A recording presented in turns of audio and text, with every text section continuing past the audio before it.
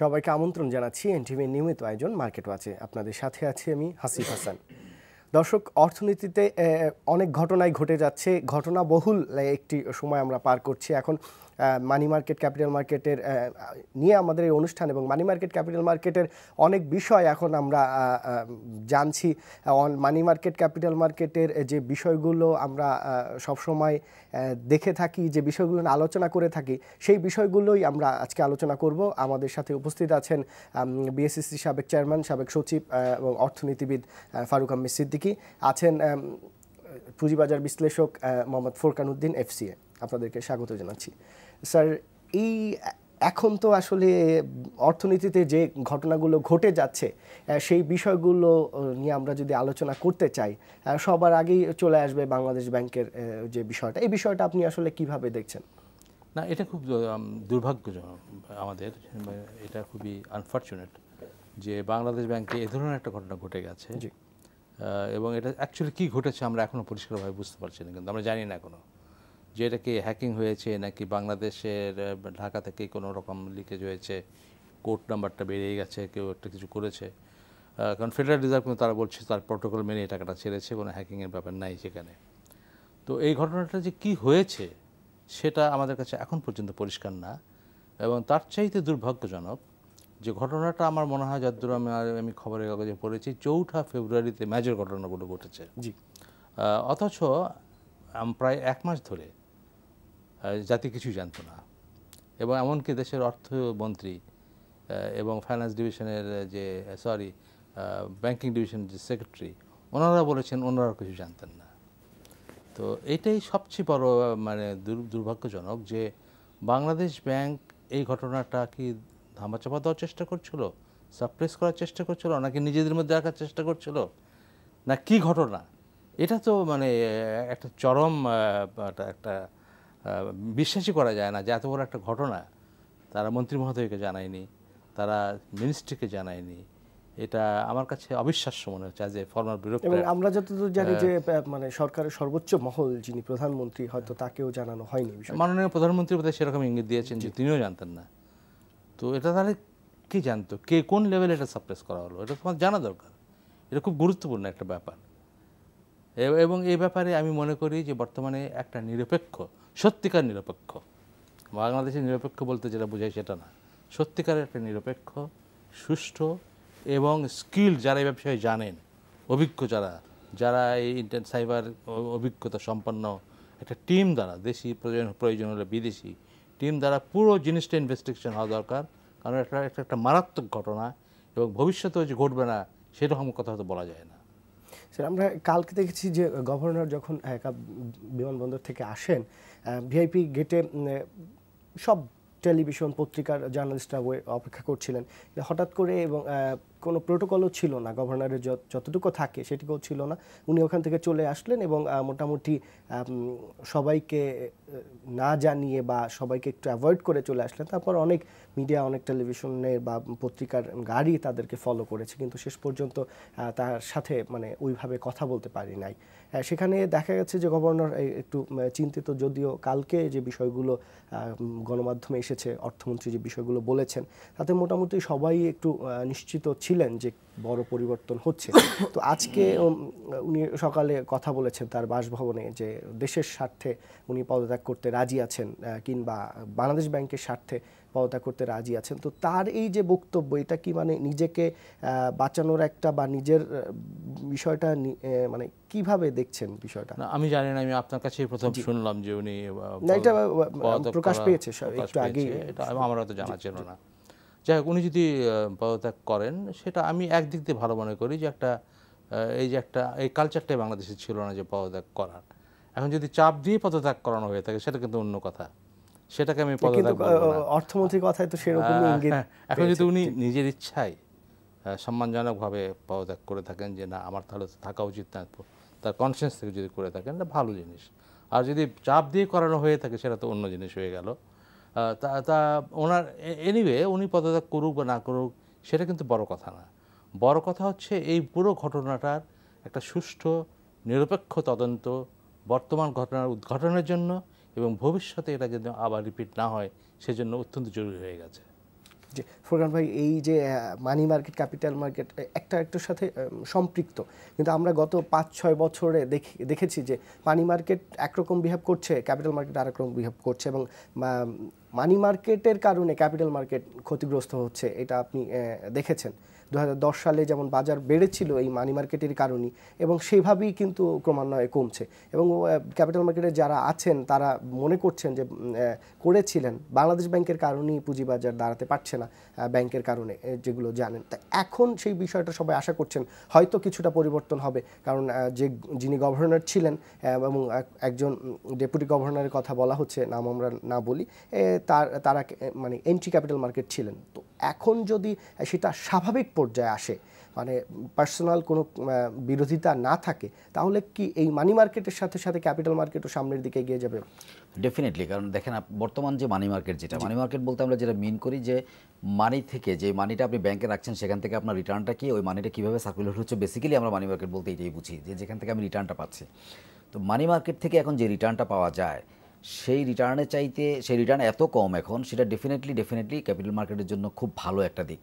কারণ যখনই money market upset থাকে, এটা আমরা খুব ভালো করে জানি, তখনই ক্যাপিটাল মার্কেট ভালো থাকে। এটা হলো একটা কমন তত্ত্ব। আর আপনি যেটা বললেন যে দেখেন মানি মার্কেটের বর্তমান, একটু আমি স্যারের সাথে একটু যোগ করতে চাই, স্যার আপনার পারমিশন নিয়ে। সেটা হলো দেখেন, যেটা স্যার বললো যে বাংলাদেশ ব্যাংকের যে ইস্যুটা ঘটেছে, এটা ওনারা মাননীয় অর্থমন্ত্রীকে জানানো হয় নাই বাংলাদেশ ব্যাংকের পক্ষ থেকে। ইভেন তাদের যখন বোর্ড অফ ডিরেক্টরসের 2টো মিটিং হয়েছিল ওই ঘটনা ঘটার পরে, যেটা আমি দেখেছিলাম পত্রিকায়, ওই 2টো বোর্ড মিটিংয়েও এটা আনা হয় নাই। সো স্যার যেটা বলেছেন যে সত্যিকার অর্থেই নিরপেক্ষ তদন্তের মধ্য দিয়ে, কারণ তাদের নিজস্ব যে বোর্ড মিটিংটা হয়, সেই বোর্ড মিটিংয়ে কেন এটা আসবে না? তো সেই বোর্ড মিটিংটাতে পর্যন্ত এটাকে ইনফর্ম করা হয়নি। তার মানে কি আমরা ধরে নিতে পারি মানে ব্যাপক স্বেচ্ছাচারিতা ছিল? মানে এরকম কমেন্ট করা হয়তো এই মুহূর্তে মুশকিল, এরকম কমেন্ট করা খুব মুশকিল। কিন্তু কি হয়েছে, এটা আসলে কি স্বেচ্ছাচারিতা ছিল না কি ছিল, যেটা স্যার বললেন যে হ্যাঁ একটা নিরপেক্ষ তদন্তর মধ্য দিয়ে এটা অবশ্যই হওয়া উচিত। এখন আমি এটাকে রিলেট করতে চাই স্টক মার্কেটের সাথে। আপনি খেয়াল করে দেখেন, ক্যাপিটাল মার্কেট নিয়ে আপনি বলেছিলেন যে একসময় বাংলাদেশ ব্যাংকের কারণে, অথবা বাংলাদেশ ব্যাংকের যিনি কর্তা ব্যক্তি ছিলেন মাননীয় গভর্নর, যাকে নিয়ে আজকে আমরা অনেক কথা শুনতে পাচ্ছি, ওনার কারণে বাজারের অবস্থা খারাপ, এবং ওনার বিরুদ্ধে অনেক মিছিল হতে আমরা দেখেছি, বাংলাদেশ ব্যাংক ঘেরাও করতে আমরা দেখেছি। হ্যাঁ, কিছুটা এরকম দেখেছি যে উনি ক্যাপিটাল মার্কেট নিয়ে বিভিন্ন সময় একটু নেগেটিভ ছিলেন, বাট বিগত কয়েকদিন বা বিগত এক বছর ধরে আমরা দেখেছিলাম যে উনি কিছুটা পজিটিভ ছিলেন। কারণ ওই ডেফিনেশনটা চেঞ্জ করে দেওয়াও কিন্তু একটা পজিটিভ দিক, আপনারা জানেন। কিন্তু ওইটা নিয়ে বিতর্ক আছে, এটা আগে ছিলই না, পরে এটা ইনক্লুড করা হয়েছে, তারপর আবার সেটা বাদ দেওয়া হয়েছে। তাহলে বিষয়টা কি? ইনক্লুড মুশকিলটা হয়েছে কি, আমি আপনাকে বলি, অতীত তো আসলে অতীতই। বাংলাদেশ ব্যাংক যে কাজটা করেছিল 2010-এ স্টক মার্কেটে লোন দেওয়ার যে কালচারটা চালু করেছিল, এবং 1 টাকা দিলে 5-6 টাকা পর্যন্ত দিয়েছে, এই কালচারটাই তো তখন ঠিক হয় নাই। তখন গভর্নর সাহেবের ঘুমিয়ে কেন ছিলেন এটা উনি ভালো জানেন। কিন্তু পরবর্তীতে এসে যখন ওনার ঘুম ভাঙলো আর উনি যখন এটাকে অ্যাকশানে গেলেন, তখন মার্কেটটা কিন্তু তলায় নিতে চলে গেল। সো ওইটাই ছিল ব্যাড অ্যাকশান। একদম ওভারনাইট রেগুলেশন, মানে রেগুলেট করার চেষ্টা সবসময় কিন্তু যে কোনো অর্থনীতির জন্য কিন্তু ওভারনাইট রেগুলেশন খারাপ। রেগুলেশন অবশ্যই অর্থনীতির জন্য দরকার আছে, কিন্তু সেটা স্যার তো পলিসিতে ছিলেন, সেক্রেটারি ছিলেন, with all due respect to him, regulation definitely দরকার আছে, প্রত্যেকটা জায়গায় রেগুলেশন দরকার আছে, কিন্তু ওভারনাইট রেগুলেশন অবশ্যই আপনি যে সেক্টরকে রেগুলেট করতে যাচ্ছেন সেই সেক্টরকে ক্ষতিগ্রস্ত করবে। কারণ আপনি যখন চুরি করে অভ্যস্ত, আপনাকে যদি পরের দিন সকালবেলায় পুলিশ দিয়ে পিটে চামড়া তুলে ফেলা হয়, আপনি কিন্তু পরের দিনই ভদ্রলোক হয়ে যাবেন না, এটাই বাস্তবতা। তাহলে বাস্তবতা হলো আপনাকে অভ্যস্ত করে তুলতে হবে একটা অবস্থার সাথে। তো সেখানে বাংলাদেশ ব্যাংক যেটা করেছে, ওভারনাইট রেগুলেশন দিয়ে সেটাকে অফ করার চেষ্টা করা হয়েছে। আমার দৃষ্টিতে সেটা ছিল ভুল। এক, দ্বিতীয় হলো দেখেন এখন যেটা হচ্ছে, এখন বাংলাদেশ ব্যাংক কিন্তু আস্তে আস্তে একটু নমনীয় হয়েছিল। আপনি আজকে খেয়াল করে দেখেন, আজকের মার্কেটটা কিন্তু গত 4-5 দিনের শুধু আমি সকালবেলা একটু দেখেছিলাম, একটু পজিটিভ। কিন্তু the only positive news is যে গভর্নর, পত্রপত্রিকা আমরা যেটা দেখেছি যে গভর্নর ইজ চেঞ্জিং। এই যে স্বস্তির যে নিঃশ্বাসটা মানুষের মধ্যে আসছে, এইটা তো আসার কথা ছিল না। কারণ একটা পলিসি লেভেলের একজন লোকের যখন চেঞ্জ হবে, আর তখন যদি মার্কেটে একটা পজিটিভ ইম্প্যাক্ট পড়ে, এরকম অস্বস্তিকর পরিস্থিতিটা কেন ছিল তাহলে সেটা তো সরকারকেও বিব্রত করেছে। কারণ যেখানে যারা বিনিয়োগ করেছেন, যদি এরকম পলিসি লেভেলের কোনো একজন লোকের জন্য যদি কোনো একটা সেক্টর এইভাবে মানে থমকে যায় বা আটকে যায়, তাহলে সেটা কেন সরকার এতদিন পর্যন্ত দেখেন না, সেটাও সরকারকে খতিয়ে দেখা দরকার। এখন যে জিনিসটা হয়েছে যে এটা থেকে উত্তরণের জন্য যিনি আসবেন, বা আমরা যেটা দেখতে পাচ্ছি পত্রপত্রিকা, আমরা তো ভাই সাধারণ মানুষ, পলিসি লেভেলে নাই, আমরা পত্রিকা দেখে বা বিভিন্ন মিডিয়া থেকে যেটা দেখতে পাচ্ছি, তাতে করে যে অর্থমন্ত্রী আজকেও বলেছেন সকালে যে একটা বড় ধরনের পরিবর্তন হতে পারে। সো এই ধরনের বড়, এবং ওনার সম্মেলনটাও উনি পিছিয়েছেন, এবং আমরা এটাও দেখেছি যে 11টার সময় মাননীয় প্রধানমন্ত্রীর সাথে দেখা করতে গেছেন এই যে গভর্নর সাহেব। এটা সব সোশ্যাল মিডিয়ার খবর বলছি আপনাকে, সোশ্যাল মিডিয়ায় আসছে এগুলো। সো এইরকম সিচুয়েশনে যদি সত্যিকার অর্থে পরিবর্তন আসে, এবং যেই পরিবর্তিত ভদ্রলোক এখানে আসবেন গভর্নর হয়ে, আমরা আশা করব যে উনি সমন্বয়ের যে অভাব বা সমন্বয়হীনতার যে কালচার আমরা দেখতে পাচ্ছি পুঁজিবাজারের সাথে মানি মার্কেটের, ক্যাপিটাল মার্কেটের সাথে মানি মার্কেটের যে সমন্বয়হীনতার অভাব, সেই জায়গাটা থেকে আমরা মুক্তি পাওয়ার চেষ্টা করব। এবং সাথে সাথে আমরা দেখব যে প্রুডেন্ট ডিসিশন যাতে আমরা নেই, প্রত্যেকটা সিদ্ধান্ত যাতে আমাদের জন্য প্রুডেন্ট হয়। হুইমজিক্যাল ডিসিশন সবসময় অর্থনীতির জন্য খুব ভালো দিক বলে আমি মনে করি না sir, with all due respect to you. Any decision, any whimsical decision, even আপনি যদি একটা কোম্পানিও চালান, আপনি এমডিও হয়ে থাকেন, whimsical decision without seeing the future is definitely detrimental for your organization and for the আপনাদের economy একটা as well. তথ্য জানিয়ে থাকি, এইমাত্র আমরা পেলাম যে ডেপুটি গভর্নর আবুল কাশেমকে ভারপ্রাপ্ত গভর্নরের দায়িত্ব দেওয়া হয়েছে। তো এখন এখানে আমরা যেটা দেখেছি স্যারের কাছে যদি আসি, যে মানে এটা যদিও কোনো প্রমাণ নেই, তারপরও প্রচলিত সবার মুখে মুখে যে কেন্দ্রীয় ব্যাংক চালাতেন গভর্নর এবং ডেপুটি গভর্নর এসকে সুর। তো সেক্ষেত্রে এখন আজকে গভর্নর পদত্যাগ করলেন, তারপরে কিন্তু ওই যে প্রভাবটা আমরা যে সেকেন্ড ম্যান ছিলেন তার কিন্তু আমরা দেখছি না, আমরা দেখছি যে অন্য একজন দায়িত্ব নিয়েছে ডেপুটি গভর্নর।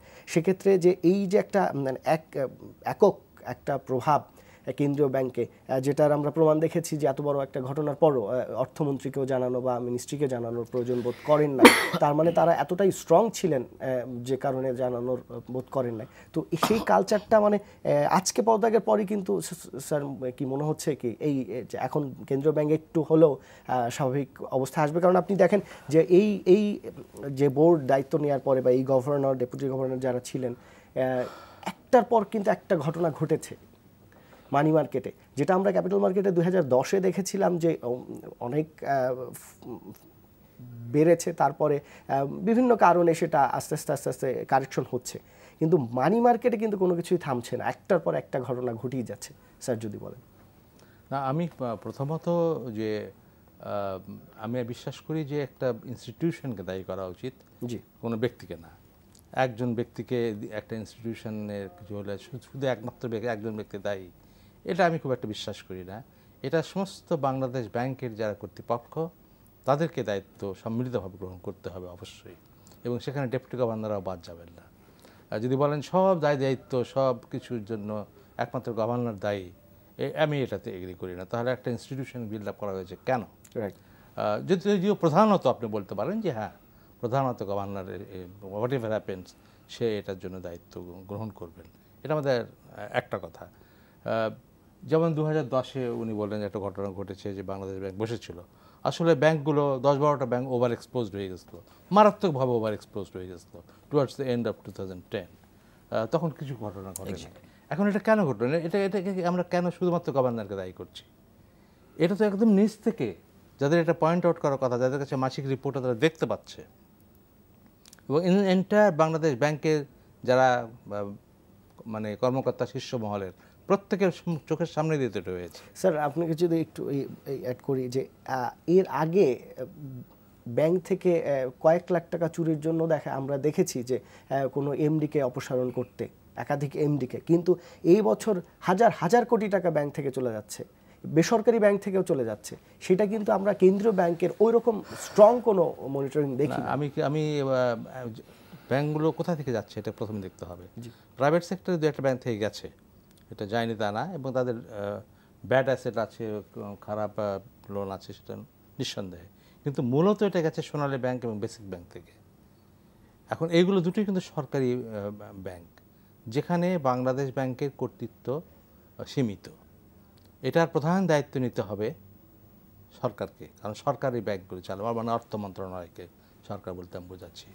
এবং বাংলাদেশ, আমি জানি যে এটা নিয়ে আপনারা জানেন যে বাংলাদেশ ব্যাংকের সঙ্গে কিন্তু সরকারের একটা দ্বন্দ্ব চলছে বহুদিন থেকে, যে এই ব্যাপারে বাংলাদেশ ব্যাংক কোনো সিদ্ধান্ত দিলে সরকার কিন্তু মানত না, বলতো তারা শুধু রেকমেন্ড করতে পারে, তারা কোনো সিদ্ধান্ত দিতে পারে না সরকারি ব্যাংক সম্পর্কে। এখন এই যে সোনালী ব্যাংক থেকে হাজার হাজার কোটি টাকা চলে গেল, এটার দায়িত্ব কিন্তু মূলত বাংলাদেশ ব্যাংক না, সরকারকেই নিতে হবে, কারণ এই ব্যাংকটি সরকারের দ্বারা সরাসরি নিয়ন্ত্রিত এবং পরিচালিত। এবং কতগুলো কমেন্টসও খুবই মানে দুঃখজনক, যেমন শীর্ষ মহল থেকে বলা হয়েছে যেটা বড় ঘটনা নয় এত টাকা চলে যাওয়াটা। বেসিক ব্যাংকে অর্থমন্ত্রী বলেছিলেন যে বেসিক ব্যাংকের চেয়ারম্যানের বিরুদ্ধে অবশ্যই ব্যবস্থা গ্রহণ করা হবে এবং 1 মাসের মধ্যে আপনারা সেটা দেখতে পাবেন। পার্লামেন্টেও দেখেছেন, কিন্তু দুদক দেখা গেল, দুদক দেখেছে উনি কোনো একদম নির্দোষ, ওনার বিরুদ্ধে কোনো চার্জ আনা যাচ্ছে না। এই যে জিনিস, এটার জন্য আপনি কোনো ব্যক্তিকে, সে বাংলাদেশ ব্যাংকেই হোক বা সরকারি হোক, এককভাবে কিন্তু আপনি দায়ী করতে পারছেন না। এটা কোথায় থেকে কে কী ঘুরাচ্ছে, কোথায় থেকে কে কী সুতা টানছে, কোথায় থেকে নিয়ন্ত্রিত হচ্ছে, কোথা থেকে এই ধরনের ক্রিমিনাল অ্যাক্টস করেও বারবার একাধিকবার বেঁচে যাচ্ছে হাজার হাজার কোটি টাকা নিয়ে, সেইটা আমার মনে হয় একটা রহস্যজনক ব্যাপার যে এইগুলো কেন হচ্ছে না। কেন বাংলাদেশ মানে সরকার সোনালী ব্যাংকের এত টাকা চুরি যাওয়ার পরেও এখন দ্রুত বিচার করতে পারছে না। কিন্তু বিচার একটা হচ্ছে, কিন্তু সেটা মনে হচ্ছে যেন চলছে, ঝুলে গেছে, খুব একটা কেউ সিরিয়াস না। আবার একবার দেখলাম উনি হাসপাতালে বেশ ভালোভাবেই ভিআইপি ট্রিটমেন্ট পাচ্ছেন। আবার বেসিক ব্যাংকেও যাকে সবাই পয়েন্ট আউট করছে, ইনক্লুডিং দি ফাইন্যান্স মিনিস্টার, যে তিনি এর জন্য মূলত দায়ী, তার বিরুদ্ধে কোনো কিছুই প্রমাণ পাওয়া গেল না দুদকের অনুসন্ধানে। এই ব্যাপারগুলো আমার কাছে বেশ রহস্যজনক মনে হয় যে কেউ কি কোথা থেকে তাহলে সুতো টানছে, যেখানে ইভেন আমাদের অর্থমন্ত্রী অসহায় করছেন আমি জানি না। কিন্তু এই প্রশ্নগুলো আমার মনে হয় আমার মতো অনেকের মাথায় ঘুরপাক খাচ্ছে। ফোরকান ভাই, এই পুঁজিবাজারের আপনারা সবসময় বলে থাকেন, বিভিন্ন সময় স্যারও বলেছেন যে আস্থার সংকটটাই মেইন। তো সেটাই যদি হয়, এখন দেখা যাচ্ছে যে আজকে পুঁজিবাজার খুব ভালো আচরণ করেছে এখন পর্যন্ত, এবং সেটার একটা বেশিরভাগ কেন্দ্রীয় ব্যাংকের ঘটনাটার কারণে। তো আস্থা কি কেন্দ্রীয় ব্যাংকের কারণেই কি আস্থার সংকটটা বেড়েছিল? এখন কি মানে শুধু একজনকে অপসারণ বা পদত্যাগের কারণেই আস্থা ফিরে আসবে কিনা? না, আস্থার সংকটটা শুধুমাত্র কেন্দ্রীয় ব্যাংকের কারণে হয়েছে তা না, বাট আস্থার সংকট হওয়ার একটা রিজন ছিল কেন্দ্রীয় ব্যাংক। কারণ কেন্দ্রীয় ব্যাংকের উপরে মানুষের কিন্তু ঠিক আছে, কেন্দ্রীয় ব্যাংক কী যে করবে বলা যাচ্ছে না। এই যে একটা মানুষের যে একটা অনাস্থা ছিল যে কেন্দ্রীয় ব্যাংক বোধহয় খুব একটা স্টক মার্কেট ফ্রেন্ডলি নয়, এটা কিন্তু সাধারণ বিনিয়োগকারীর মধ্যে সবসময়ই প্রচলিত ছিল। এবং আপনি সবাইকে জিজ্ঞেস করেন, সবাই কিন্তু অলমোস্ট একই কথা বলবে যে কেন্দ্রীয় ব্যাংক বোধহয় সরকার, মানে কারণ এটা আমরা দেখেছি এবং বিএসইসিও বেশ কয়েকবার কেন্দ্রীয় ব্যাংকের সাথে বিভিন্ন মিটিং করে সেখানে কিন্তু খুব একটা ফলপ্রসূ রেজাল্ট অনেক সময় হয় নাই। এবং আমরা দেখেছি যে বিএসইসি থেকে মানে সর্বোচ্চ মহলের কেউ আর ওই মিটিংয়ে যেতেন না, কারণ ওনারা বিরক্ত ছিলেন। কারণ এই যে জায়গাটা হয়েছে, ওই কারণে সবাই মনে করছে। এবং আমরা অনেক সময় জনশ্রুতিতে বলতে শুনেছি যে বোধহয় বাংলাদেশ ব্যাংকের শীর্ষ পর্যায়ের পরিবর্তন হইলে হয়তো পুঁজিবাজার কখনো যদি ভালো হয়, এরকম শোনা গেছে। সো সেরকম একটা গুজবের কারণে হয়তো আজকে একদিনের জন্য, কারণ আমাদের পুঁজিবাজার হইতে পারে, কিন্তু যদি এটা সাস্টেইন করে, মানুষ যদি এটার উপরে কিছুটা হইলেও confidence, let's say total confidence 100%-এর যদি 15% এটার উপরে থাকে, তাইলেও আমি বলবো যে যদি এই কনফিডেন্সটার লেভেলটা যদি এখানে ঠিক থেকে থাকে এবং বাংলাদেশ ব্যাংক যদি মানে অ্যাকশনগুলো ঠিক আগের মতো করে না হয়ে যদি ফিউচারিস্টিক অ্যাকশনগুলো আবার নিতে শুরু করে, তাহলে ডেফিনেটলি পুঁজিবাজার কিন্তু ভালো হবে, এতে কোনো সন্দেহ নেই। এখানে আরেকটা বিষয় আছে, যেমন আপনার কেন্দ্রীয় ব্যাংকের যে বোর্ডে পরিবর্তন আনা হয়েছে, আমরা যে দেখেছি ডক্টর জামালউদ্দিন আহমেদ আমাদের এখানে সবসময় আসেন এই মার্কেট ওয়াচের সাথে, সবচেয়ে বেশি যাদের ভূমিকা আছে তাদের মধ্যে উনি একজন। তিনি বাংলাদেশ ব্যাংকের বোর্ডে ঢুকেছেন, মানে সরকার থেকে নেওয়া হয়েছে। এজন্য আমরা তাকে অভিনন্দন জানাই আমাদের এই অনুষ্ঠানের পক্ষ থেকে, এনটিভির পক্ষ থেকে। তো এই যে ঘটনাগুলো, এগুলোকে আস্থা, মানে আমরা দেখেছি যে জামাল ভাইকে নিয়েও অনেক আলোচনা হচ্ছে যে উনি হয়তো বোর্ডে ঢুকেছেন, এখনও ক্যাপিটাল মার্কেট নিয়ে কেউ হয়তো বাংলাদেশ ব্যাংকের বোর্ডে কথা বলবেন। তো এইটাই মানে বিষয়টাকে কিভাবে দেখছেন? এটা ঠিক আমি জানি না স্যার, মানে উইথ ইউর পারমিশন, বাংলাদেশ ব্যাংকের যেটা হয়েছে, জামাল ভাই ওখানে ঢুকেছেন, জামাল ভাই ক্যাপিটাল মার্কেট নিয়ে অনেক কথা বলতেন, এটা আমরা দেখেছি। এবং উনি ক্যাপিটাল মার্কেটের সাথে বেশ, আপনাদের এই প্রোগ্রামের বেশ নিয়মিত অতিথি উনি ছিলেন মোটামুটি, এবং উনি ক্যাপিটাল মার্কেট সম্পর্কে ভালো ধারণাও রাখেন বলে আমি জানি।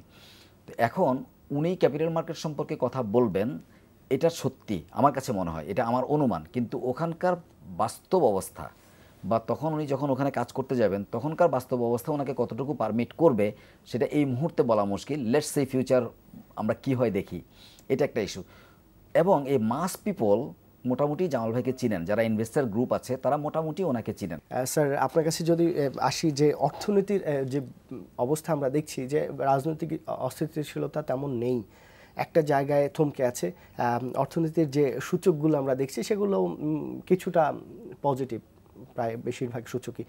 শুধু সমস্যাটা আমরা বেশিরভাগ দেখেছিলাম ক্যাপিটাল মার্কেটে, এবং সেখানে বাংলাদেশ ব্যাংকে, আমি যে ফোরকান ভাইকে যে বিষয়টা বলেছিলাম যে বাংলাদেশ ব্যাংককে দায়ী করা হয়েছিল, এবং বাংলাদেশ ব্যাংকের যে ভূমিকা নেতিবাচক যতটুকু ছিল, বা আইএমএফের প্রেসক্রিপশন ফলো করতে যে যতটুকু নেতিবাচক ছিল সেটা কিন্তু হয়ে গেছে। এখন নতুন করে খারাপের কিছু নেই, এবং ক্যাপিটাল মার্কেট সেটুকু কিন্তু গ্রহণ করতে পেরেছে এখন পর্যন্ত। তো এই অবস্থায় ক্যাপিটাল মার্কেটের ফিউচার কি? মানে আস্থার যে একটা সংকট ছিল, সেখানে বাংলাদেশ ব্যাংকের একটা ভূমিকার কথা বলা হয়েছিল যে বাংলাদেশ ব্যাংকের কারণে আস্থার সংকট আরও তৈরি হয়েছে। তো সেখান থেকেও তো কিছুটা আস্থা ফিরে আসার কথা। দেখেন, আমার মনে হয় যে বাংলাদেশ ব্যাংকের একজন গভর্নর আছেন কি নাকি তাকে পরিবর্তন করা হয়েছে, তিনি চলে গেছেন, এটার উপরে যদি ক্যাপিটাল মার্কেট নির্ভর করে তাহলে সেটা হবে হতাশাজনক। ক্যাপিটাল মার্কেট নির্ভর করবে ফান্ডামেন্টালসের উপরে, ক্যাপিটাল মার্কেটের নিজস্ব শক্তির উপরে। এখানে যদি বাংলাদেশ ব্যাংকের দিকে তাকিয়ে থাকে যে তাদের পলিসি কেমন হলো, তাদের কি সারা পৃথিবীতেই কিন্তু এখন ব্যাংকের এক্সপোজার টু ক্যাপিটাল মার্কেট এটাকে মিনিমাইজ করার চেষ্টা করা হচ্ছে in the interest of the depositors. Basel 2 এবং now under Basel 3 আপনি জানেন, এটা কিন্তু সব দেশেই আগে যে আমাদের একটা বড় ধরনের ছিল যে 10% অফ দি লায়াবিলিটি, এ ধরনের আইন কিন্তু সব জায়গায় পরিবর্তন হয়ে গেছে। এখন এটাকে ট্যাগ করা হচ্ছে পেড আপ ক্যাপিটালের সঙ্গে, এবং আমিও মনে করি এটা যুক্তিসঙ্গত। সেখানে 25% বলা হয়েছে যে আমাদের যে সমস্যাটা হয়েছে হঠাৎ করে কম হয়ে গেছে, কিন্তু এর জন্য কয়টা ব্যাংক অ্যাফেক্টেড আপনি বলেন? 4টা 5টা, আর বাকিগুলো কিন্তু এরও নিচে আছে। সুতরাং এই এক্সপোজারটা যে ক্যাপিটাল মার্কেটকে নিম্নমুখী করেছে, এই থিওরিতে আমি বিশ্বাসী না। মাত্র এতগুলো ব্যাংকের মধ্যে 4-5টা ব্যাংকের হয়তো সমস্যা আছে, এবং সম্মিলিতভাবে যে অর্থ ওখানে আটকে সারপ্লাস ডিপোজিট আছে, সেটা এমন বিশাল একটা কিছু না আমাদের মার্কেট ক্যাপের তুলনায়। সুতরাং এইখানে আমার মনে হয় এটা আমাদেরকে চিন্তা করতে হবে যে বাংলাদেশ যে পুঁজিবাজার, এটা নিজস্ব শক্তির উপর দাঁড়াতে হবে, বা সেন্ট্রাল ব্যাংকের তাকিয়ে থাকলে চলবে না। তবে এটা সাথে সাথে আমি এটাও বলবো, সেন্ট্রাল ব্যাংক যখন মনিটারি পলিসি তৈরি করে, তাদের বড় বড় সিদ্ধান্তগুলো গ্রহণ করে, তাতে এটার ফলাফল প্রভাব পুঁজিবাজারের উপরে যেন নেগেটিভ প্রভাব না পড়ে, সেই দিকে একটু খেয়াল রাখতে অবশ্যই কেন্দ্রীয় ব্যাংকের একটা উচিত, বা আমি অনুরোধ করব। স্যার একটা ফোন নিয়ে নিচ্ছি। দর্শক কে আছেন, আপনার প্রশ্নটি করুন। আসসালামু আলাইকুম, আমি মোহাম্মদ জাহাঙ্গীর বলছি গুলশান থেকে। আমার প্রশ্নটি হচ্ছে, বাংলাদেশ ব্যাংকের সাবেক গভর্নর ডক্টর আতিউর রহমানের অলথ্রু একটা নেগেটিভ অ্যাটিটিউড ছিল শেয়ার মার্কেট সম্পর্কে, যার ফলে শেয়ার মার্কেটের আপনার ক্ষুদ্র ইনভেস্টররা ধ্বংস হয়ে গিয়েছিল। আমার প্রশ্নটি হচ্ছে, এখন তার চলে যাওয়ার পরে নতুন যাকে গভর্নর করা হবে, তিনি যদি শেয়ার মার্কেট বান্ধব তার যদি পলিসি না থাকে, তাহলে কি আমরা আশা করতে পারি আবার শেয়ার মার্কেট আপনার ঘুরে দাঁড়াবে? আপনাদেরকে ধন্যবাদ। জি ধন্যবাদ আপনার মতামতের জন্য। স্যার এই যে বিনিয়োগকারী ফোন করলেন, আমরা যেটা আলোচনা করছিলাম যে আস্থার বিষয়টা, এবং এই যে আপনি বললেন যে একজন ব্যক্তি পরিবর্তন হলে আস্থা ফিরে আসবে, সেটাও না আবার, কিন্তু বিনিয়োগকারীর কথাই একটু স্পষ্ট যে এটা একটা কারণ ছিল, এটা একটা পারসেপশন, এবং এই পারসেপশনের উপরে বাজার ওঠানামা করবে, এটা আমার মনে হয় এইটা যদি থিওরি হয় তাহলে এটা একটা খুব ভালো থিওরি না। আমি যেটা বললাম এখনই, যে নিজস্ব শক্তির উপর দাঁড়াতে হবে। আমি একটা জায়গায় বিনিয়োগ করবো সে কোম্পানির স্ট্রেংথ দেখে, এবং এইটুকুই কেন্দ্রীয় ব্যাংকের ভূমিকা যে তারা এমন কোনো পলিসি যেন না নেয় যেটা পুঁজিবাজারের ক্ষতি করে, এইটুকু। এবং 2010 সালে যেটা করেছে, একটা মারাত্মক প্রশ্নবিদ্ধ আচরণ করেছে বাংলাদেশ ব্যাংক, বিষয়ে কোনো সন্দেহ নাই। এবং যে ব্যাংকগুলো এই কাজগুলো করেছে, আজ পর্যন্ত কেন্দ্রীয় ব্যাংক সে ব্যাংকগুলোর বিরুদ্ধে এক সামান্যতম কোনো প্রশ্ন তোলে নেই, বা তাদেরকে জিজ্ঞেস করে নেই, বা তাদের কোনো বিরুদ্ধে কোনো শাস্তিমূলক ঘটনা নেয়নি, কোনো তদন্ত প্রতিবেদনও তাদের কথা বলা হয় নাই। এই যে একটা আমাদের জিনিস, এই জিনিসটা তো আমার কাছে মানে 5 বছর ধরে এই প্রশ্নটা সরকারি মহল থেকে করা হলো না, ব্যাংকগুলো কেন ওভার এক্সপোজ ছিল, বাংলাদেশ ব্যাংকের কে দায়ী এই জন্য না ধরার জন্য, বা ব্যাংকগুলো কেন করলো, তাদের কে দায়ী, তাদের বিরুদ্ধে শাস্তি গ্রহণ করা উচিত, এটা তো একেবারে যেখানে প্রমাণ আছে, এখানে ইটস অন রেকর্ড, সেখানে কোনো ব্যবস্থা গ্রহণ না করে আমরা শুধুমাত্র কিছু ব্যক্তির পিছনে কারা শেয়ার বেশি কেনা বেচা করেছে, ঠিক আছে, সেখানে অপরাধ করলে অবশ্যই ব্যবস্থা গ্রহণ করবে। কিন্তু যেখানে একেবারে প্রমাণের রেকর্ডের ব্যাপারে তারা এক্সেস ইনভেস্ট করেছে এবং যেটা বাজারকে টলটলায়ন করেছে, এক্সেস লিকুইডিটি নিয়ে এসছে, তারপরে হঠাৎ করে বাংলাদেশ ব্যাংক এটাকে আবার বন্ধ করে দিয়েছে, ফলে যা হওয়ার তা হয়ে গেছে আমাদের। তা এখন বর্তমানে কিন্তু যেটা উনি বললেন রাইটলি সো, যে বর্তমান কেন্দ্রীয় ব্যাংক কিন্তু একটু সজাগ হয়ে গেছে, এবং গত 1 বছরে আমরা এমন কোনো ঘটনা দেখি নাই যে কেন্দ্রীয় ব্যাংক এর কোনো অ্যাকশানে আমাদের পুঁজিবাজার মারাত্মকভাবে ক্ষতিগ্রস্ত হয়েছে। বরং ইদানিং কিছু কিছু সিদ্ধান্ত তারা গ্রহণ করেছে যেটা পুঁজিবাজারের জন্য ইতিবাচকই, বরং আমি বলবো যে আমরা দৃশ্য তো আমরা দেখি নাই যে নেতিবাচক, কিন্তু আমরা ভেতরে আমরা যেটা জেনেছি যে কেন্দ্রীয় ব্যাংক কিন্তু প্রত্যেকটি ব্যাংকে নির্দেশনা দিয়েছিল, যে মৌখিক নির্দেশনা দিয়েছিল যে প্রত্যেক দিন তার সাবসিডিয়ারি কোম্পানি এবং তার ব্যাংক থেকে কত টাকার কেনাবেচা হয় শেয়ার বাজারে সেটা তথ্য দিতে হবে, এবং সেটা বিএসইসি থেকে বারবার বলার পরে সেটা সাপ্তাহিক করেছে, পরে সেটা এখন মনে হয় পাক্ষিক বা মান্থলি তথ্য দিতে হতো। তো কোনো ব্যাংক বা তার মার্চেন্ট ব্যাংক বা ব্রোকারেজ হাউস প্রতিদিন কত টাকা কেনাবেচা করেছে সেই তথ্য যদি বাংলাদেশ ব্যাংকে দিতে হয়, এখানে মানে যে আপনি যেটা বললেন যে আমরা তেমন কিছু দেখি না, বা ফুরকান ভাই যেটা বললেন যে তেমন নেতিবাচক দেখি না, এটাই তো নেতিবাচক, যে চেপে ধরা, মানে সেই বিষয়টা কিন্তু স্যার ছিল। আমি জানি না এটা, যদি এ ধরনের কোনো সিদ্ধান্ত থাকে যে প্রতিদিন দেখাতে হবে, এটা সম্পূর্ণ একটা আনরিজনেবল সিদ্ধান্ত, যেটা পুঁজিবাজারের উপর একটা চাপ সৃষ্টি করেছে এবং একটা নেগেটিভ এফেক্ট হয়েছে। সুতরাং এ ধরনের সিদ্ধান্ত যদি নিয়ে থাকা হয়ে থাকে, এটা অবিলম্বে এটা প্রত্যাহার করা উচিত। এবং এটা বাংলাদেশ ব্যাংকে এখন নিশ্চয়ই নতুন লিডারশিপ আসবে, নেতৃত্ব আসবে, তারা অবিলম্বে এই বিষয়টি দেখে, সেজন্য আমি অনুরোধ করব। এমন কিছুই তাদের করা উচিত না যেটা পুঁজিবাজারের আমাদের প্রভাব সৃষ্টি করার, কারণ পুঁজিবাজারের উপরে এদেশের লক্ষ লক্ষ লোক কিন্তু এর উপরে তাদের রুজি রোজগারের জন্য নির্ভর করে এবং এখানে যথেষ্ট বিনিয়োগ করে। এই বিনিয়োগ যাতে যেমন ব্যাংকে যারা ডিপোজিট করে তাদের সেটা যেন সেফ থাকে, সেটা যেমন কেন্দ্রীয় ব্যাংকের দায়িত্ব, সেভাবে কেন্দ্রীয় ব্যাংকে এটাও দেখা উচিত যে যারা পুঁজিবাজারে বিনিয়োগ করছে তাদেরও যেন কোনো ক্ষতি না হয়, তাদের ডিপোজিটটা, তাদের ইনভেস্টমেন্টটাও যেন সেফ থাকে। জি ফুরকান ভাই, আরেকটি বিষয় আমরা দেখেছি যে কেন্দ্রীয় ব্যাংকে একটা নির্দেশনা দেওয়া হয়েছিল অর্থ মন্ত্রণালয় থেকে, এবং সবশেষ যে মিটিংটা হয়েছিল সেখানে অর্থমন্ত্রী, বাণিজ্য মন্ত্রী, পরিকল্পনা মন্ত্রী ছিলেন, সেখানে একটা সম্মিলিত সিদ্ধান্ত হয়েছে যে এই এক্সপোজারের ব্যাপারে কেন্দ্রীয় ব্যাংকের একটা নির্দেশনা যাতে আসে, সেই জন্য অর্থ মন্ত্রণালয় থেকে একটা সিদ্ধান্ত ব্যাপারে চিঠি দেওয়া হয়েছিল, কিন্তু কেন্দ্রীয় ব্যাংকের ব্যাপারে কিছুই বলেনি। এবং সবশেষ যে সাবেক গভর্নর তিনি বলেছিলেন যে আপনারা পেইড আপ বাড়ান, আর এটা বললেই হবে না, এটা আমাদের শেষ পর্যায়ে কি হয় দেখি। তো মানে এই যে একটা মানে মতবিরোধ অর্থ মন্ত্রণালয় এবং বাংলাদেশ ব্যাংকের, সেটি কিন্তু দৃশ্যমানই ছিল। ওকে, আপনার এই উত্তরটা দেওয়ার আগে আমি স্যারের সাথে দুটো জিনিস একটু স্যারের অনুমতি নিয়ে করতে চাই। স্যার যেটা বলেছেন যে পুঁজিবাজার তার নিজস্ব শক্তির উপরে দাঁড়াবে, যে বিনিয়োগকারী যে কোশ্চেনটা করেছেন যে মাননীয় গভর্নর চলে যাওয়ার কারণে যে আর মানে বাজারের অবস্থা ঠিক হবে কিনা যদি পরে আর একটা গভর্নরও যদি পুঁজিবাজার সম্পর্কে মানে পজিটিভ সিদ্ধান্তগুলো না নেয়, অবশ্যই দাঁড়াবে না, অবশ্যই দাঁড়াবে না। কারণ আপনাকে আমি এটা বলি, আমার এই ছোট জ্ঞানে যেটা বলে পুঁজিবাজার 3টা জিনিসের উপরে ডিপেন্ড করে। 1 পারসেপশন, 2 ইনফরমেশন, 3 ফান্ডামেন্টাল। কারণ এই পারসেপশন এবং ইনফরমেশন, পারসেপশনের উপরে ডিপেন্ড করে স্পেকুলেশন, ইনফরমেশনের উপরে, উইক ইনফরমেশনের উপরে ডিপেন্ড করে স্পেকুলেশন সারা পৃথিবীব্যাপী। এটা শুধু যে আমাদের দেশে তা না, স্যার বোধহয় আমাকে রিকগনাইজ করবেন কিনা আমি জানি না। তো so perception, information and fundamentals.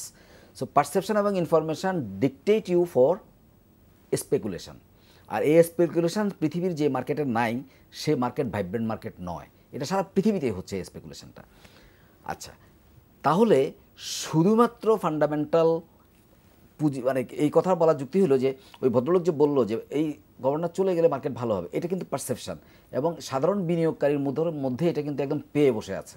So পুঁজিবাজার কিছুটা কিন্তু আপনার সাধারণ বিনিয়োগকারীর সাথে পারসেপশনের উপরেও কিছুটা বোধহয় ডিপেন্ড করে। স্যার আমাকে মাফ করবেন যদি আমি ভুল বলে থাকি। পারসেপশন এন্ড স্পেকুলেশন হচ্ছে যে কোনো দেশের পুঁজিবাজারের একটা ইনহিবিট অংশ। এক্স্যাক্টলি স্যার, এবং সেটা ফান্ডামেন্টাল উপরে বেস করি সেই স্পেকুলেশন এবং পারসেপশনটা দাঁড়াতে হবে। এক্স্যাক্টলি, এটা তো অনস্বীকার্য। এখন একটা ব্যক্তি চলে যাওয়ার পরে যে স্পেকুলেশন হয়ে যেটা বাড়বে সেটা কিন্তু দীর্ঘস্থায়ী হবে অবশ্যই না স্যার, অবশ্যই না। এটাই বলতে চাচ্ছি। You are right. আমি যদি ভুল বুঝে থাকি তাহলে আমি দুঃখিত। আমি এটাই বলতে চাইছি। দুজন দর্শক আছেন আমাদের সাথে, একটু তাদের মতামতগুলো জেনে নিই। দর্শক কে আছেন, আপনার প্রশ্নটি করুন। ইসলাম, আমি মোহাম্মদ আসিফ জামান চিটাগং থেকে বলছি। জি, আমার প্রশ্ন হচ্ছে, আপনাদের প্রোগ্রাম থেকে অনেকবারই বলা হয়ে থাকে আমরা ব্যাংকের ডিভিডেন্ড এনজয় না করে কেন 5% এফডিআর রেটে ব্যাংকে টাকা জমা রাখছি।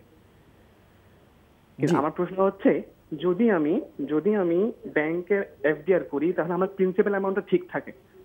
আমি যদি 40% ডিভিডেন্ড এনজয় করি ব্যাংকের ক্যাশ ডিভিডেন্ড, ওই ক্ষেত্রে দেখা যায় কি শেয়ার রেটটা ফল করে আমার প্রিন্সিপাল অ্যামাউন্ট থাকে না। জি জি, আপনার প্রশ্নটা বুঝতে পেরেছি দর্শক। এখানে খুবই স্বাভাবিক, আপনি 5% যে ফিক্সড ডিপোজিটে যেটা পাচ্ছেন, আপনার ইনফ্লেশন কত সেই হিসাবে আপনার টাইম ভ্যালু ক্যালকুলেশন করলে আপনার এখানে ব্যাপার আছে। উনি যেটা বলেছেন এর মধ্যে যুক্তি আছে কিছু স্যার, কারণ ওনার মেইন ক্যাপিটালে কিন্তু হাত দিচ্ছে না স্যার। মেইন ক্যাপিটালের 100 টাকাতে 100 টাকার ভ্যালুটা এক বছর পরে স্যার বুঝলাম, হয়তো ইনফ্লেশন রেট আরো বেশি, মানে নরমালি বেশি না, মোটামুটি একই ধরনের আছে স্যার। কিন্তু যদি আমি স্পেকুলেট করি, আমি 12 টাকা দাম, এরপরে আমি ভাবলাম যে 12 টাকা আমি ইনভেস্ট করে 10% বা 12% বা 15% আমি ইন্টারেস্ট পাবো, আমি ইনভেস্ট করলাম, তারপরে দেখা গেল ওই শেয়ারের দাম 8 টাকা এসে গেছে। স্যার এইখানে কিন্তু ব্যাংকের শেয়ারে বেশিরভাগই যাচ্ছে না। সমস্যাটা হচ্ছে আমি ব্যাংকে যখন রাখছি, আমি 1 বছর পরে আমি ওইটা 5% পাবো, সেটা আমি মেনে নিচ্ছি। কিন্তু ক্যাপিটাল মার্কেটে যখন আসছি, আমি ডিভিডেন্ডের আগে কিনছি এবং ডিভিডেন্ডটা হয়ে গেলেই তারপরে আমি বলছি ফল করছে, স্বাভাবিক। এটা আবার কিছুদিন পরে আবার এটার সাথে সম্মানিত যে আরেকজন দর্শক আছেন, জি ফোনটা নিয়েছি। দর্শক কে আছেন, আপনার প্রশ্নটি করুন। আমি চট্টগ্রাম তাহের বলছি। জি তাহের বলেন। আমার প্রশ্ন হচ্ছে, বাংলাদেশ ব্যাংকের ফেডারেল ব্যাংক থেকে চুরি, শেয়ার বাজার কেলেঙ্কারি, বেসিক ব্যাংক কেলেঙ্কারি, হলমার্ক কেলেঙ্কারি, এতগুলো কেলেঙ্কারি পরে আর্থিক সাথে এত অসঙ্গতি, সমন্বয়হীনতা, এরপরে আমাদের অতিথিবৃন্দ বলে আমরা শেয়ার বাজার লং টাইম বিনিয়োগ করি, কার উপর বিশ্বাস করবো, কিভাবে করব? দর্শক আপনার ধন্যবাদ আপনার মতামতের জন্য। আমি শুধু আপনাকে ওই জায়গাটা শুধু হিট করতে চাই। ভদ্রলোক যে কথাটা বললো যে উনি ওই 40% ডিভিডেন্ড পাওয়ার পর ওনার ক্যাপিটালটা ঠিক থাকে না, হুইচ ইজ টোটালি রং। কারণ হলো উনি যখন 40% ডিভিডেন্ড পেয়ে যখন দামটা কমে, উনি এফডিআরটা কত দিনের জন্য করেছিলেন, দ্যাট ইজ দ্য কোশ্চেন। এফডিআরটা উনি করেছিলেন 5 বছরের জন্য, অথবা 3 বছরের জন্য, অথবা 2 বছরের জন্য। উনি কি ওই যেই টাকাটা দিয়ে ডিভিডেন্ড কিনলেন, সে ডিভিডেন্ড ইল্ড দেখতে হবে ওনাকে কত পার্সেন্ট।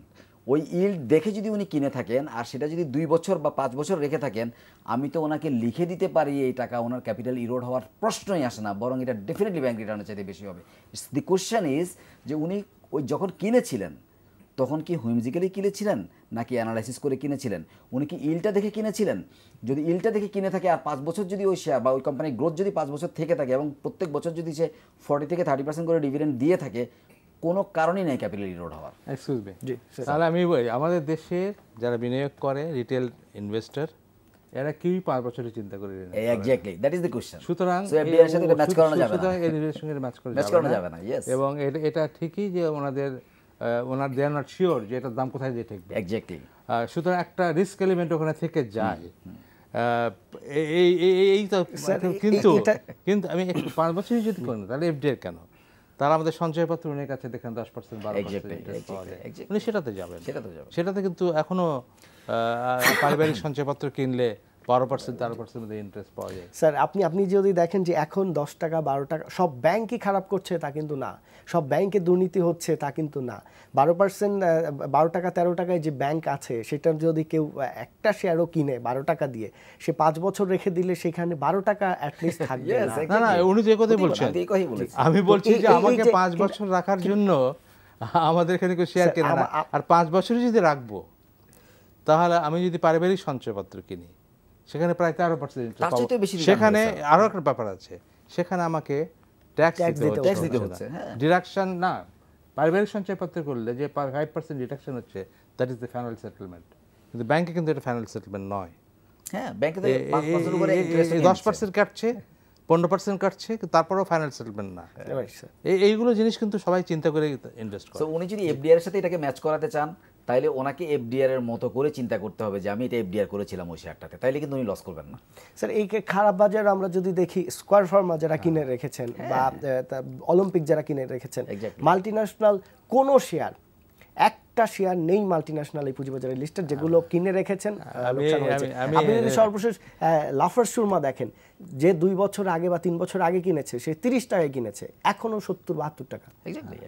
আমি এই কথাই বলতে চাচ্ছি, যদি লং টার্ম ইনভেস্টমেন্ট করতেই হয়, যে কোম্পানিগুলো বললেন এ ধরনের আরও অনেক কোম্পানি আছে, সেই সব কোম্পানিতে করাটাই ভালো, যারা বছরে 15%, 20%, 25%, 30% ডিভিডেন্ড দিচ্ছে, এবং যেখানে আমার মোটামুটিভাবে দেখছি যে আমার বেসিক ইনভেস্টমেন্ট অ্যাবসলিউটলি সেফ, সেখানে আমার যাওয়া উচিত, সেখানে ইনভেস্টরদেরকে যাওয়া উচিত। আপনি 2-1টা কোম্পানির নাম বলেছেন, আমি আই এগ্রি। এছাড়া আরও অনেক কোম্পানি এখানে আছে, অন্ততপক্ষে আরও 25-30টা কোম্পানি এরকম ভালো কোম্পানি আছে যেখানে লং টার্ম ইনভেস্ট করলে আমার মনে হয় বছরে মানে আমার ইনভেস্টমেন্ট সেফ রেখে বছরে অন্তত 20% থেকে 25% ইন্টারেস্ট অলমোস্ট এনশিওর। এ ধরনের কোম্পানি বহু আছে, সেখানে যাওয়া উচিত। ফুরকান ভাই, যে এই অবস্থায় এখন ক্যাপিটাল মার্কেট ভালো হওয়ার মানে রাস্তা তৈরি হয়েছে বিনিয়োগকারীদের, যদি এরকম মনোভাব থেকে থাকে বিনিয়োগকারীরা হয়তো আজকে থেকেই বাজারে একটা ইতিবাচক মুভমেন্ট আমরা দেখব, যেটা এখন পর্যন্ত অলরেডি আমরা সকালে দেখেছি, এখন পর্যন্ত সেটাই আছে। এবং আমরা তবে লেনদেন কিন্তু সেই পরিমাণে বাড়েনি। অবশ্য একদিনই লেনদেন যে ডাবল হয়ে যাবে সেটি ভাবাটা হয়তো সাহস এবং শক্তি দুটোই সঞ্চয় করতে হবে। এটা একটা ভালো সাইন, হঠাৎ করে লেনদেন বাড়ে নাই, তারা ওয়াচ করছে। I take it positively. Yes, সাহস এবং শক্তি দুটোই সঞ্চয় করতে হবে। আমি বোধহয় আপনার একটা প্রশ্নের উত্তর দিতে পারি নাই, যেটা ছিল ওই যে কথার মধ্যে ঢুকে গিয়েছিলাম, যে ওই যে পুঁজিবাজারের এক্সপোজারের যে প্রথম কথা হলো, এই আইনটা যখন করা হয়েছিল যে আপনার 2 বছরের মধ্যে জুন 16 এর মধ্যে এটাকে সমন্বয় করতে হবে, সেটা কিন্তু আইনে নিয়ে আসা হয়েছিল, মেইন আইনে। ওইটাই ছিল ভুল, কারণ যিনি ওই আইনটা ড্রাফট করেছিলেন হি শুড বি কোয়েশ্চনেবল, কারণ এটা আইনের অংশ নয়, এটা হলো সার্কুলারের অংশ, বাংলাদেশ ব্যাংকের ডিরেক্টিভসের অংশ। সুতরাং ওইটাকে যেহেতু আইনে নিয়ে গিয়েছিল, সেটা পার্লামেন্ট ছাড়া করা সম্ভব হবে না। স্যার, আমি ড্রাফটম্যানের উপর দোষটা পাচ্ছি কেন? ড্রাফটম্যান শুধু ড্রাফট করে, এরপরে যায় এটা পার্লামেন্টে, পার্লামেন্ট থেকে এখানে যায় সংসদীয় কমিটিতে, সেখানে এক্সামিনেশন হয়, সেখানেও আইন মন্ত্রণালয়ের লোকজন আসে, এটা অনেক পরীক্ষা নিরীক্ষার পরে তারপর আইনে রূপান্তরিত হয়। সুতরাং বেচারা ড্রাফটসম্যানের উপরে যে দোষটা পাই। একটা ফোন নিয়ে নিচ্ছি, আমরা সবশেষ ফোনটা নিয়ে নিচ্ছি। দর্শক কে আছেন, আপনার প্রশ্নটি করুন সংক্ষেপে। জি, আসসালামু আলাইকুম। আমি ওই অবশ্যই আপনারা আলোচনা করছেন, ওই যে এক্সপোজার লিমিটটা বাড়ানোর কথা ছিল, এটা কি কোনো সুনির্দিষ্ট পাওয়া গেছে নাকি? জি দর্শক বুঝতে পেরেছি, আমরা ওটা নিয়ে উত্তর দিচ্ছিলাম। ডেফিনেটলি স্যার ঠিক বলেছেন, কিন্তু প্রশ্ন হলো একদম যিনি ড্রাফট করেছেন ওনাকে বলা যুক্তি হলো এটা, কারণ ওনাকে ড্রাফট করতে দেওয়া হয়েছিল ওনার প্রজ্ঞা দেখে, উনি ওনার প্রজ্ঞার পরিচয়টা ওখানে দেন নাই। কারণ আইন মন্ত্রণালয়ে যেখানে আছে সেটা ঠিক আছে, কিন্তু সংসদীয় কমিটিতে যারা আছেন ওনারা আইন সম্পর্কে কতটুকু ওয়াকিবহাল আছেন সেটা একটা কোশ্চেনেবল ব্যাপার। সংসদে যারা আছেন তারা তো সবাই আইনও অতটা ভালো করে বোঝার কথা নয়, যদিও ওনারা আইন প্রণয়ন করেন, তবে বেসিক লজিক ওনাদের আছে। এখন প্রশ্ন হয়ে যাচ্ছে যে আমার এটাকে পলিসিগত সিদ্ধান্ত যেটা প্রধান অর্থমন্ত্রীর পক্ষ থেকে হয়েছে, বাণিজ্য মন্ত্রণালয়ের পক্ষ থেকে যেটা হয়েছে, সেটাকে Bangladesh bank to some extent এটাকে ডিজোভে করেছে, এবং অর্থমন্ত্রী কিন্তু এটা নিয়ে খুব একটা খুশি ছিলেন না, উনি কিন্তু এটার উপরে নাখোশ ছিলেন যে আমি বারবার বলার পরেও এটা কেন হচ্ছে না। এবং একটু মানে যে আইন তো সবচেয়ে সবচেয়ে বড় কথা, দেশে আইনের উপরে তো কিছু নাই। জি, তো এখন অর্থমন্ত্রী যদি কিছু বলে থাকেন যেটা আইনের সংঘাতপূর্ণ, তো আইন তো প্রিভেল করবে, সংসদে নিয়ে ঠিক করতে পারত। স্যার এখানে ব্যাপার কেন্দ্রীয় ব্যাংক কিন্তু তারপরে সেটার উত্তর দেয়নি যে আমরা এটা পাচ্ছি না, এটা আপনারাই করেন। আমি জানি না সেটা কিন্তু কেন্দ্রীয় ব্যাংক করেনি, জানি না, কিন্তু অর্থ মন্ত্রণালয়ের উচিত ছিল সাথে সাথে জিনিসটা আমেন্ডমেন্টে যে কোনো সময় পার্লামেন্টে নিয়ে যাওয়া, পার্লামেন্টে যে কোনো সময় নেওয়া যায়। আর আমি আইন মন্ত্রণালয়ের ড্রাফটসম্যানকে দোষ দিচ্ছি কেন? আইন মন্ত্রণালয়ের যে ড্রাফটসম্যান সে তো শুধু ড্রাফটিং করে, যে পলিসিটা তাকে সংশ্লিষ্ট অ্যাডমিনিস্ট্রেটিভ মিনিস্ট্রি থেকে দেওয়া হয়, ডিটেইল পলিসি দেওয়া হয়, সেইটা উনি ড্রাফটস করেন, তারপরে সেটা দেখানো হয় অ্যাডমিনিস্ট্রেটিভ মিনিস্ট্রিতে, তারপরে পার্লামেন্টে প্লেস করা হয়, সেখানে সংসদীয় কমিটি যায়, সংসদীয় কমিটিতে অ্যাডমিনিস্ট্রেটিভ মিনিস্ট্রির লোক থাকে, ল মিনিস্ট্রির লোক থাকে, সেখানেও আলোচনা হয়, তারপর আবার পার্লামেন্টে যায় এটা পাস হওয়ার জন্য। সুতরাং অনেক কিছু ব্যাপারে যাচ্ছে, একজন ব্যক্তি কিন্তু এটাকে চেঞ্জ করতে পারে না। প্রোগ্রাম ভাই আমরা একদমই সময় শেষ। স্যার আপনাকে অনেক ধন্যবাদ। আমরা আরেকটি বিষয় নিয়ে আলোচনা করার কথা ছিল কিন্তু আমরা আলোচনা করতে পারিনি সময়ের অভাবে, সেটি হচ্ছে ঢাকা স্টক এক্সচেঞ্জ আজকে নির্বাচন হচ্ছে এবং সেখানে রকিবুর রহমান এবং ইমন ভাই এই দুজন একটি আসনের জন্য, একটি পরিচালক পদের জন্য দুজন লড়ছেন এবং আজকে আমরা যেই বিজয়ী হন আমরা আমাদের পক্ষ থেকে অভিনন্দন জানাবো, কারণ রকিব ভাই আমাদের এখানে উপস্থাপক, যে তেমনি ইমন ভাই আমাদের এখানে অতিথি হিসাবে আসেন। আমরা চাইবো যিনি দায়িত্ব পাবেন, যিনি এই বোর্ডে আবার যাবেন, তিনি যে সমস্যাগুলো নিয়ে আপনারা বলছেন বা আমরা বলছি সেই সমস্যাগুলো দেখবেন, বিশেষ করে যে দাম বাড়া কমার বিষয়টা যেটি নিয়ে একটা হাস্যকর পরিস্থিতি সৃষ্টি হয়েছে। আপনাদেরকে ধন্যবাদ। দর্শক এখানেই শেষ করছি, আগামীকালকে দেখা হবে অন্য কোনো বিষয় নিয়ে নতুন অতিথিদের সাথে। সে পর্যন্ত সবাই ভালো থাকবেন, সুস্থ থাকবেন আর বিনিয়োগ করবেন। এখন বিনিয়োগের যে সময়টা, যে পরিবেশ সৃষ্টি হয়েছে, আশা করি পুঁজিবাজার কিছুটা হলেও আগের চেয়ে ভালো হবে। আল্লাহ হাফেজ।